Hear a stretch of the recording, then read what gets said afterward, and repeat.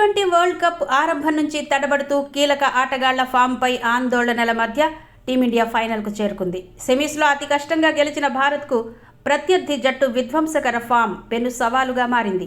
గతంలో టీ20 ప్రపంచ కప్లో ఆ జట్టుపై రికార్డు లేకపోవడం, 2023 వన్డే ప్రపంచ కప్ చేదు జ్ఞాపకాలు మిగిల్చిన అహ్మదాబాద్ వేదిక కావడం వంటి అంశాలు అభిమానుల్లో తీవ్ర ఉత్కంఠను రేకెత్తించాయి.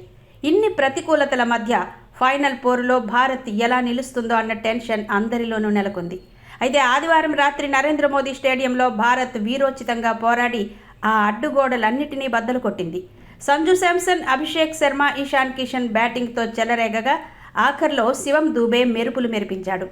బౌలింగ్లో బుమ్రా, అక్షర్ పటేల్ ప్రత్యర్థి నడ్డి విరవడంతో భారత్ అద్భుత విజయాన్ని అందుకుంది. టోర్నీ ఆరంభం నుంచి ఆశించిన ఆ సమిష్టి ప్రదర్శన సరిగ్గా తుది పోరులో ఆవిష్కృతమవ్వడం విశేషం. ఈ విజయంతో టీమిండియా ప్రపంచ క్రికెట్ చరిత్రలో సరికొత్త రికార్డుల్ని సృష్టించింది. టీ20 ప్రపంచ కప్ను నిలబెట్టుకున్న తొలి జట్టుగా, సొంత గడ్డపై ఈ ట్రోఫీని అందుకున్న మొదటి దేశంగా భారత్ అవతరించింది.